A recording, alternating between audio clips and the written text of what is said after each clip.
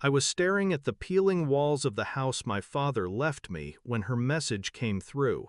6 words, sharp, precise. Don't come back until you're a man. No hesitation, no second message, just that. A verdict. The Montana wind creaked through the rotted beams overhead. Dust clung to the air like it didn't know how to let go, and neither did I. I slid the phone into my pocket. The silence swallowed me whole, left me standing in the carcass of a house I never asked for. I think that's when something inside me shifted. Not like fire, more like ice, slow, unstoppable. The will had been a joke, a final slap across the face. My brother, his golden boy, got the mansion in the capital, the cars, the accounts. I got this. A shack on land no one wanted, a reminder of where I ranked.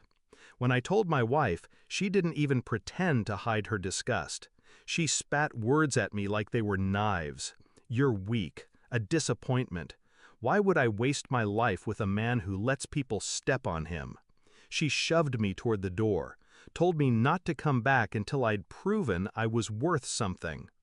I wanted to fight her, wanted to scream that I had fought, that I'd survived a lifetime of being the family's ghost. But I didn't. I left. The truth? I'd spent so long bending, I'd forgotten what standing up even felt like. The house was rotting, the floorboards whined beneath my weight. But something about that house, it gnawed at me. There were boxes in the attic, old files, receipts, deeds. I sifted through them in silence, hands steady, heart cold. Then I found it. The land titles. The house wasn't worthless, not even close. The property sat on an untouched oil reserve, leased quietly, hidden under shell companies. My father knew. So did my brother. The house was the shell. The land was the gold mine. They never thought I'd look, never thought I'd stay. They thought I'd crumble like always, leave the house to rot, leave the land in their hands. But I read every contract, every loophole, and I stayed. I called my brother. His voice dripped with amusement. Missing the city already? The wife? The life you threw away? I didn't answer that.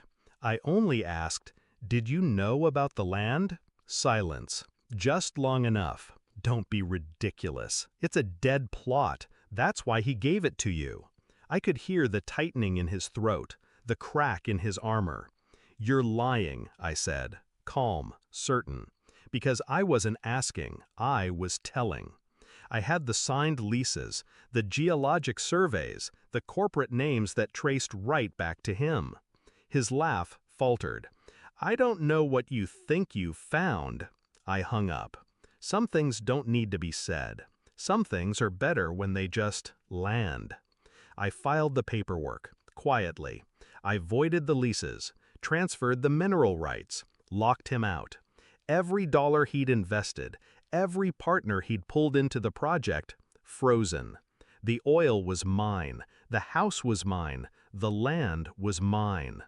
I didn't send him a message, didn't return his calls. I let him sweat, let him watch his empire crack from a distance he couldn't close.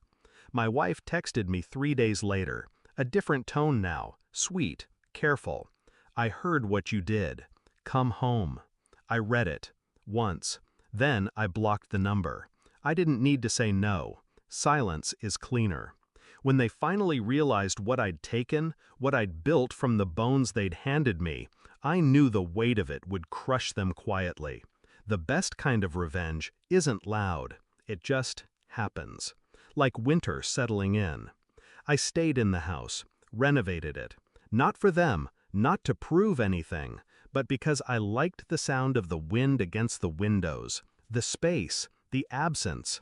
People think losing everything breaks you, but sometimes it strips you down to the steel underneath.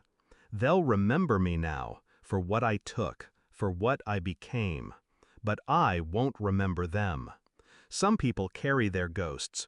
I buried mine beneath my feet, and I don't plan on digging them up.